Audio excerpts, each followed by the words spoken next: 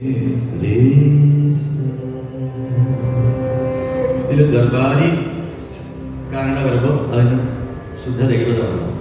എപ്പോഴും ഈ കാരണ പറഞ്ഞ ദർബാരി കാരണയുടെ പല സിനിമാ ഗാനങ്ങളും ദർബാരി കാരണയാണ് കൂടുതലും.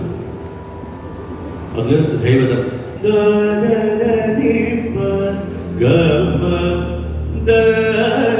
നമ്മുടെ കാരണയാണ്. മറ്റത് ദർബാരി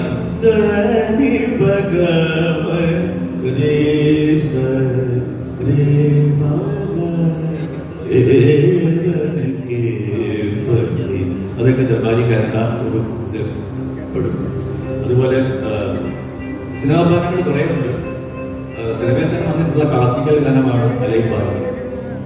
അതുപോലെ അല്യമല കാവി, പിന്നെ ആറാട്ട് പടവറ്റി, ഇതെല്ലാം നമ്മൾ ആ ജനിസിൽ പെടുന്ന പാട്ടുകളെന്ന് പറയാൻ സാധിക്കും. അല്ലേ? പിന്നെ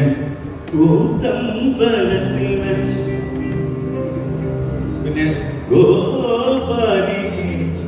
അത് ഇതിലൊരു ജനിസിൽപ്പെടുത്താവുന്നൊരു ഗാനമാണ്. പിന്നെ ശരിക്കുള്ള ഒരു ക്ലാസിക്കൽ രീതിയിലുള്ള നാദരൂപിണി എന്ന് പറയുന്ന ഇംഗ്ലീഷുമാർ പാടിയത് ശലഭം വഴിമാറുക, അല്ലേ? അപ്പൊ അങ്ങനെയുള്ള കുറേ പാട്ടുകൾ ഇതിനകത്തുണ്ട്. ഇത് നല്ല റൊമാൻറ്റിക് ആയിട്ട് നമുക്ക് ചെയ്യാവുന്ന ഇതാണ്. ഈ സിനിമാ ഗാനങ്ങളുടെ ആ ലിസ്റ്റ് കേൾക്കുമ്പോൾ റൊമാൻസും അതിൽ വരുന്നതാണ്. ഒരു ക്ലാസിക്കൽ നമുക്ക് എന്താ പറയുക, ചില വളരെ ലിമിറ്റഡ് ആയിട്ടുള്ള അതിൽ നിന്ന് ആ സാഹിത്യം നമുക്ക് യോജിപ്പിക്കാനായിട്ട് ഭക്തി തന്നെ പറ്റില്ല. അതായത് ഭക്തി എന്ന് പറഞ്ഞ ദിവസം എല്ലാ രാഗങ്ങളും നമുക്ക് യോജിപ്പിക്കാൻ പറ്റുന്ന ഒന്നായി തീർന്നു. ക്ലാസിക്കലിൻ്റെ അങ്ങനെയാണ്. അതിൽ കരുണം, ഭക്തിയുടെ കൂടെ ഉള്ളത് കരുണം, ശൃംഗാരം, ഇതൊക്കെ അതിനകത്ത് ഇപ്പോൾ കഥകളിൽ ഉള്ളതുകൊണ്ടല്ലോ. അപ്പോൾ അതൊക്കെ അത് ആ ഒരു ജനസിൽ നമുക്ക് എല്ലാം ചെയ്യാൻ പറ്റും. പക്ഷെ ഒരു രാഗത്തിൽ തന്നെ റൊമാൻറ്റിക് ഒരു എഫക്റ്റ് എന്ന് പറയുന്ന സാധനം വേറെയാണ്. അതിന് ഒരു നമ്മുടെ